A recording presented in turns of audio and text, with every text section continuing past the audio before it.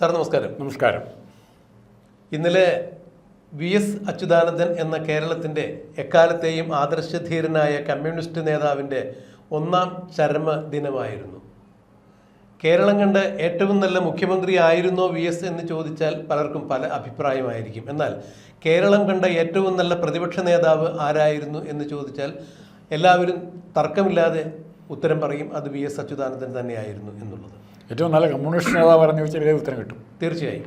അപ്പോൾ VS അച്യുതാനന്ദൻ വിട പറഞ്ഞിട്ട് ഇന്നലെ ജൂൺ 21 വരുമ്പോൾ ഒരു വർഷം തികയുന്ന അവസരത്തിൽ അദ്ദേഹത്തെ അനുസ്മരിച്ചുകൊണ്ട് കമ്മ്യൂണിസ്റ്റ് പാർട്ടിയുടെയും അതുപോലെ വിവിധ പോഷക സംഘടനകളുടെയും എല്ലാം അനുസ്മരണ യോഗങ്ങൾ, ശ്രദ്ധാഞ്ജലികളെല്ലാം സംഘടിപ്പിക്കുകയുണ്ടായി.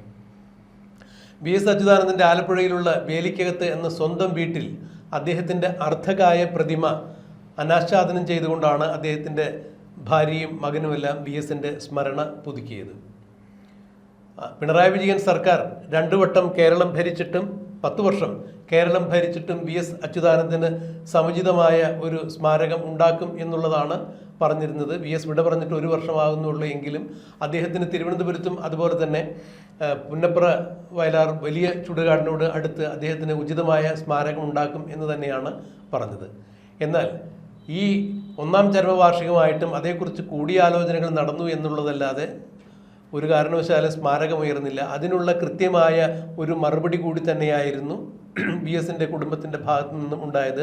സ്വന്തം വീട്ടിൽ സ്മാരകം വയ്ക്കുന്നതിന് ആരുടെയും തടസ്സങ്ങൾ ഇല്ലല്ലോ, ആരുമായും ആലോചിക്കേണ്ടതില്ലല്ലോ എന്ന് തന്നെയാണ് ആ പ്രവൃത്തിയിലൂടെ അവർ മനസ്സിലാക്കിയത്. മാത്രമല്ല VSനെ പോലുള്ള ഒരു സമുന്നതയായ നേതാവിന് ജനഹൃദയങ്ങളിലാണ് യഥാർത്ഥ സ്മാരകം. അത് ഏതെങ്കിലും സ്തൂപത്തിലോ അല്ലെങ്കിൽ പ്രതിമയിലോ അല്ല എന്നുള്ളത് കൂടി എടുത്തു പറയേണ്ട ഒരു വസ്തുതയുണ്ട്. ഇവിടെ ഇന്നലെ VSന് CPMൻ്റെ ഔദ്യോഗിക അനുസ്മരണ സമ്മേളനത്തോടനുബന്ധിച്ച് അദ്ദേഹത്തിന് ശ്രദ്ധാഞ്ജലി നൽകുന്ന ഒരു ചടങ്ങുണ്ടായിരുന്നു. ആലപ്പുഴ വലിയ ചുടുകാട്ടിലായിരുന്നു സംഭവം. അവിടെ വെച്ച് CPMൻ്റെ ബൗദ്ധിക കേന്ദ്രം അല്ലെങ്കിൽ ബുദ്ധിജീവി എന്നൊക്കെ വിശേഷിപ്പിക്കപ്പെടുന്ന മുൻ മന്ത്രി കൂടിയായ തോമസ് ഐസക്കിൻ്റെ ചില പരാമർശങ്ങളുണ്ടായിരുന്നു. VSൻ്റെ ഭാഷയെയും അദ്ദേഹത്തിൻ്റെ ഭാഷാ മൊഴി വഴക്കത്തെയും കുറിച്ചായിരുന്നു തോമസ് ഐസക്ക് തൻ്റെ പ്രസംഗത്തിൽ പറഞ്ഞിരുന്നത്.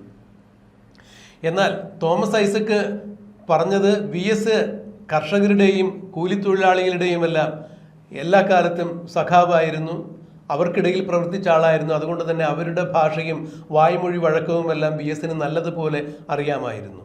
തീർച്ചയായും അവരുടെ പ്രശ്നങ്ങൾ സംസാരിക്കുമ്പോൾ, അതായത് തൊഴിലാളി വർഗത്തിൻ്റെ പാർട്ടിയായ ഈ പാർട്ടിയുടെ നേതാവെന്ന രീതിയിൽ തൊഴിലാളി വർഗത്തോട് സംസാരിക്കുമ്പോൾ, കർഷകരോട് സംസാരിക്കുമ്പോൾ അവർക്ക് അവരുടേതായ ഭാഷയിൽ അവർക്ക് മനസ്സിലാകുന്ന ഭാഷയിലും ശൈലിയിലുമെല്ലാം സംസാരിക്കാൻ VSന് സാധിച്ചിരുന്നു. അതാണൊരു നേതാവിൻ്റെ മേന്മ. ഇന്ന് പല നേതാക്കളും അച്ചടി ഭാഷയിലാണ് സംസാരിക്കുന്നത്. യഥാർത്ഥ മനുഷ്യരുമായി അല്ലെങ്കിൽ തൊഴിലാളികളുമായി സംവദിക്കുമ്പോൾ ആ വായ്മൊഴി വഴക്കങ്ങൾ ഇന്നുള്ള പല നേതാക്കൾക്ക് നഷ്ടമായിരിക്കുന്നു എന്ന് തോമസ് ഐസക്ക് എടുത്തു പറയുമ്പോൾ, പിണറായി വിജയൻ അടക്കമുള്ള ചില നേതാക്കൾക്കുള്ള കൃത്യമായ സൂചനയും അടിയും തന്നെയാണ് തോമസ് ഐസക്കിൻ്റെ ഭാഗത്തു നിന്നും ഉണ്ടായത്. ഇനി തോമസ് ഐസക്കിൻ്റെ ഭാഗത്തേക്ക് വരികയാണെങ്കിൽ സാധാരണക്കാരന് മനസ്സിലാകാത്ത രീതിയിലുള്ള ഭാഷയിലാണ് അദ്ദേഹം എപ്പോഴും സംസാരിക്കുന്നത്. അദ്ദേഹം CPMൻ്റെ ബുദ്ധിജീവി ആയതിൻ്റെ പേരിൽ, ആ ഒരു ബുദ്ധിജീവി പരിവേഷമുള്ളതിൻ്റെ പേരിൽ അദ്ദേഹത്തിനും എന്തുമാകാമോ എന്നുള്ളതാണ്. ഇവിടെ മറ്റൊരു വൈരുദ്ധ്യം കൂടി ഞാനൊന്ന് എടുത്തു കാണിക്കട്ടെ.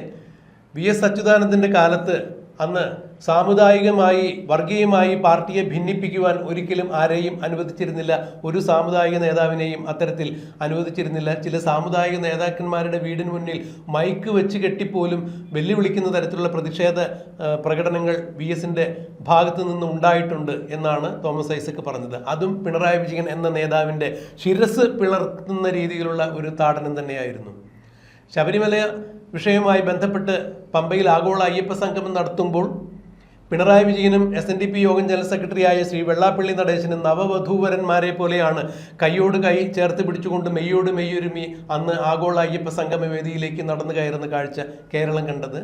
അത് ഇക്കുറി 2024 നിയമസഭാ തെരഞ്ഞെടുപ്പിൽ CPMൻ്റെ വലിയ രീതിയിലുള്ള പതനത്തിന് വഴിവെക്കുകയും ചെയ്തു. ഇതെല്ലാം അനുസ്മരിച്ചുകൊണ്ട് തന്നെയാണ് തോമസ് ഐസക്ക് കൃത്യമായി VSനെ അനുസ്മരിക്കുന്നു എന്ന രീതിയിൽ പിണറായി വിജയനെയും പിണറായി വിജയൻ്റെ ചില ചെയ്തികളെയും അനുസ്മരിക്കുന്നതായി തന്നെയാണ് ഞാൻ മനസ്സിലാക്കിയത്. എങ്ങനെയാണ് രാജ്മോഹൻ സാർ ഇതിനെ കാണുന്നത്?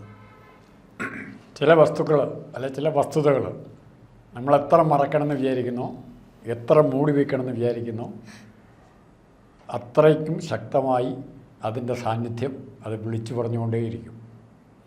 കേരളത്തിൻ്റെ രാഷ്ട്രീയ നേതൃത്വത്തിൽ കോൺഗ്രസിൻ്റെ വളർച്ചയുണ്ടായിട്ടുണ്ട്, പിളർപ്പുകളുണ്ടായിട്ടുണ്ട്.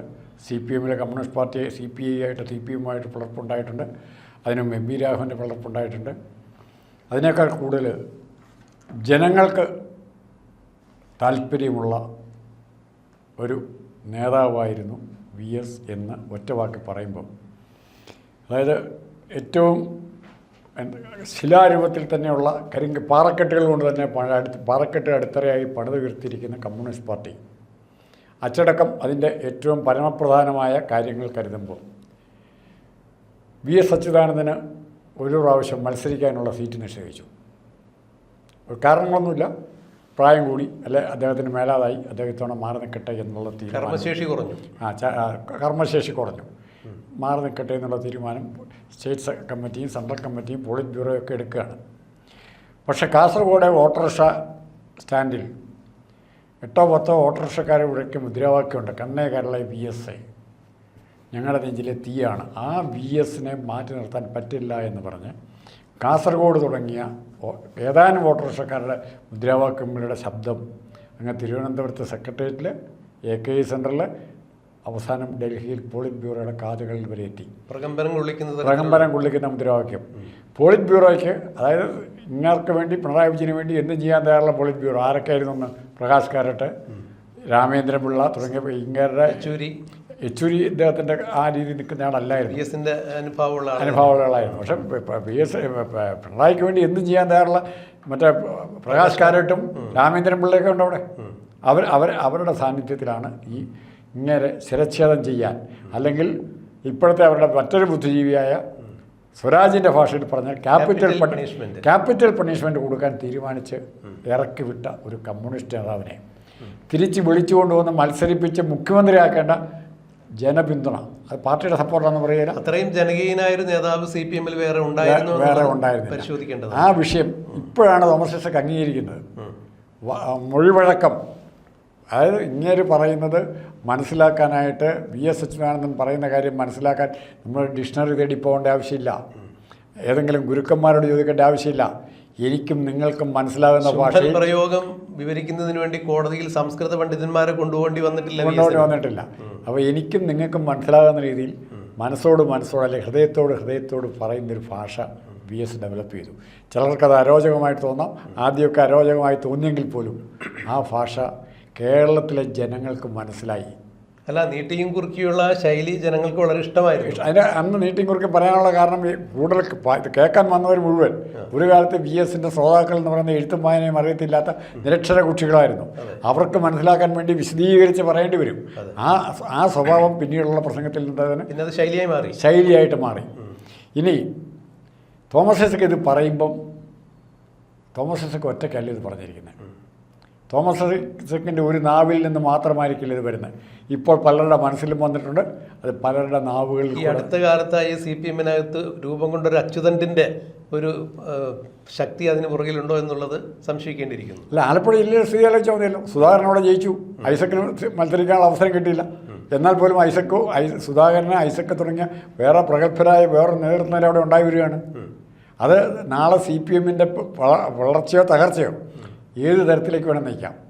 കേരളം മുഴുവൻ ഇതിൻ്റെ അലയൊലികൾ ഉണ്ടായിക്കൊണ്ടിരിക്കുന്നു. TK ഗോവിന്ദനും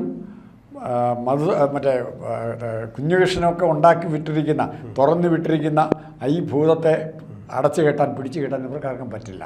അതായത് ഒരു യഥാർത്ഥ കമ്മ്യൂണിസ്റ്റ് എന്തായിരുന്നു, കമ്മ്യൂണിസം എന്തായിരുന്നു എന്നുള്ളത് കേരളത്തിന് ബോധ്യപ്പെടുത്തി കൊടുത്ത ഒരു നേതാവായിരുന്നു VS അച്യുതാനന്ദൻ എന്നുള്ളത് ഈ കേരളത്തിലെ സാറ് നേരത്തെ സൂചിപ്പിച്ച പോലെ രാഷ്ട്രീയ നിരക്ഷര കുട്ടികൾക്ക് പോലും അറിയാവുന്നൊരു കാര്യമായിരുന്നത്.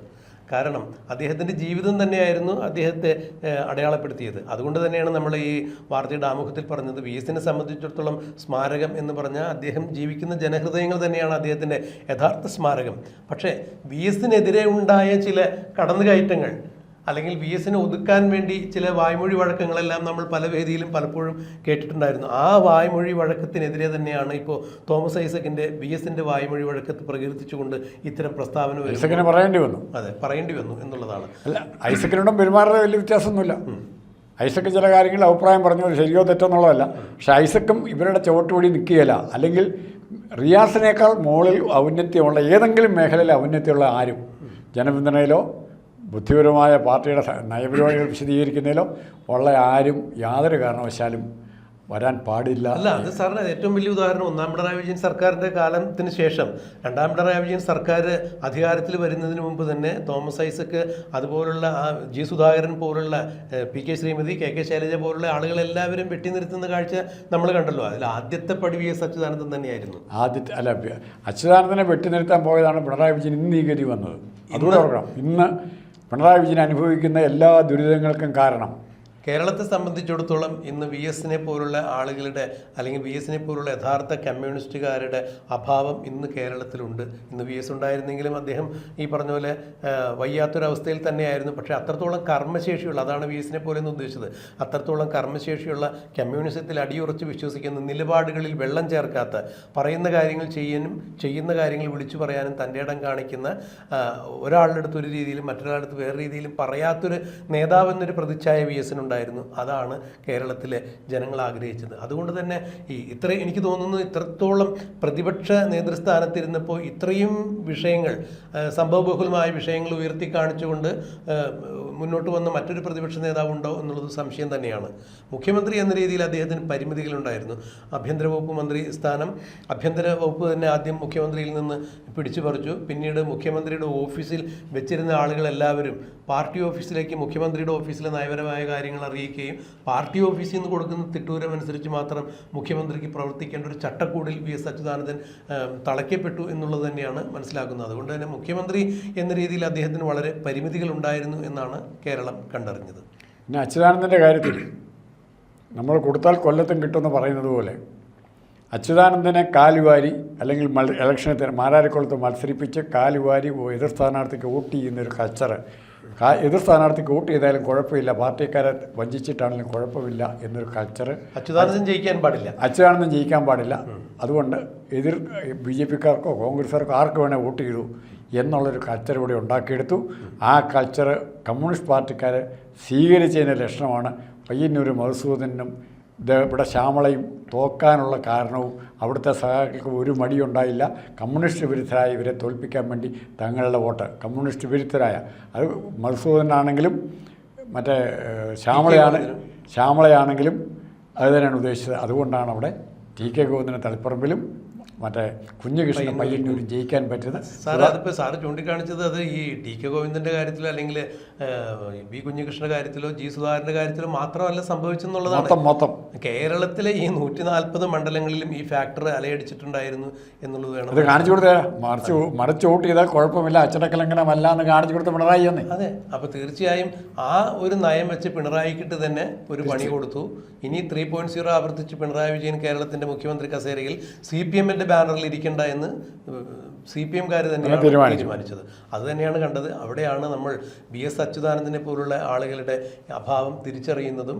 ഇപ്പോൾ തോമസ് ഐസക് അടക്കമുള്ള ആളുകൾ VSൻ്റെ വാമൊഴി വഴക്കത്തെ വ്യാഖ്യാനിക്കുമ്പോൾ അവിടെ വീട്ടിൽ പോയി പറഞ്ഞാൽ മതി, അത് പറയാൻ സമസ്താപരാധം പറയാനാണ് ഇന്നലെ വൈകുന്നേരം 5 മണിയായപ്പോഴത്തേക്കും വേലിക്കകത്ത് വീട്ടിലേക്ക് സാക്ഷാൽ പിണറായി വിജയൻ ചെന്നത്. അതെ, തീർച്ചയായും അത് അവർക്കും കൃത്യമായി അറിയാം. അവിടെ VSൻ്റെ അർദ്ധകായ പ്രതിമ കൊണ്ട് ആരെങ്കിലും കേരളത്തിൽ ഞെട്ടിയിട്ടുണ്ടെങ്കിൽ അല്ലെങ്കിൽ ഉറക്കം പോയിട്ടുണ്ടെങ്കിൽ അത് പിണറായിയുടെ തന്നെയായിരിക്കും.